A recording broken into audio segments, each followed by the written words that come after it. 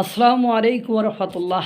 High রে পরিবেশবিদ রেজওয়ানা হাসান, পরিবেশের জন্য কত কিছুই করলি, কিন্তু কি করলি রে?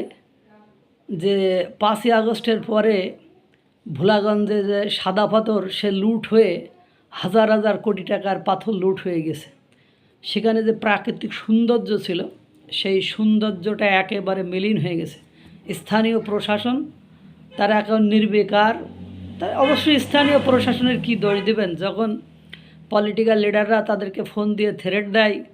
আর এখনকার থ্রেটের কথা তো দেখছেনই, মাঝে খুলনায় খাদ্য অফিসারকে কিভাবে তুলে নিয়ে যাওয়া হলো। যে ভোলাগঞ্জে যারা পর্যটক স্থানীয় তারা বলছে এখানে একেবারে দিনের আলোতে প্রকাশ্যে মানে ঘুরে পাথর তুলে নিয়ে যাচ্ছে। স্থানীয় প্রশাসন তারা চেষ্টা হয়তো বা করছে, কিন্তু কোনো কাজে লাগছে না বা কোনো কাজ হচ্ছে না। রেজওয়ানা হাসান শুধু সক্রিয়, আপনারা খেয়াল করে দেখেন, শুধু সেন্ট মার্টিনের ক্ষেত্রে তিনি একবার সক্রিয়, স্ট্রিক্ট, লোহাদণ্ড, তার নীতি নৈতিকতার বিন্দু পরিমাণ ঘাটতি নেই শুধু সেন্ট মার্টিনের ক্ষেত্রে।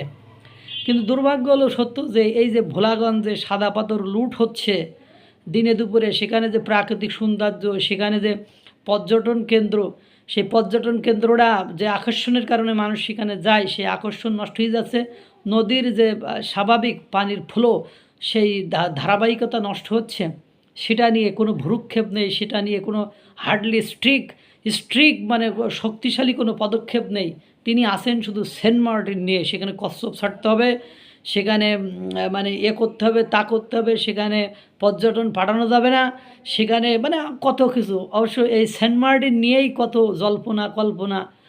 আগের সরকার বলেছিল যে সেন্ট মার্টিন দিলেই আমাকে ক্ষমতা থেকে চলে যেতে হতো না, সেখানে মার্কিন যুক্তরাষ্ট্ররা নাকি সামরিক ঘাঁটি করতে চায়। সেই সেন্ট মার্টিন নিয়েই কত মানে কাহিনী হচ্ছে। অথচ আর বাকি যে পর্যটন শিল্প, পর্যটন মানে বিষয়গুলো আছে, সেগুলো নিয়ে রেজওয়ানা হাসানের কোনো মাথা ব্যথা নেই, কোনো স্টেপ নেই, কোনো পদক্ষেপ নেই।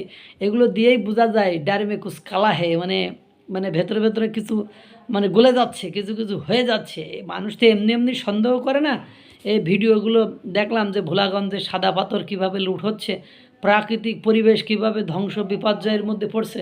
যদিও সেদিন রেজওয়ানা হাসান বলেছিল যে আমি যখন ক্ষমতায় ছিলাম না, বিগত সরকারের আমলে 4 বছর আমি মানে প্রোটেস্ট করে রক্ষা করতে পেরেছিলাম পরিবেশকে, কিন্তু ক্ষমতায় আসার পরে আমার পক্ষে আর কোনোভাবে এটা নিয়ন্ত্রণ করা সম্ভব হচ্ছে না। এটা শুনেই বোঝা যায় যে ক্ষমতায় গেলে দেশ চালানো এত সহজ নাই। অমুক মানবাধিকার লঙ্ঘন করছে, অমুক প্রকৃতি ধ্বংস করছে, পরিবেশ ধ্বংস করছে, কিন্তু নিজে যখন এর জন্য গোল্ড মেডেলিস্ট মনে করেন, সেই গোল্ড মেডেলিস্টের ওই দায়িত্ব দেওয়া হলো, তখন সেটা একেবারে হরিলুট শুরু হয়েছে, বা সেখানে লুটপাটের কোনো ইয়াত্তা নেই। দেখ শালা কত বড় বিষয়টা এরকমই হয়ে গিয়েছে। আল্লাহ তাআলা সকলকে একটু হেদায়েত দিক, পরিবেশটাকে ধ্বংসের হাত থেকে রক্ষা করুক, ভালো রাখুক, সুস্থ রাখুক। আসসালামু আলাইকুম ওয়া রাহমাতুল্লাহ।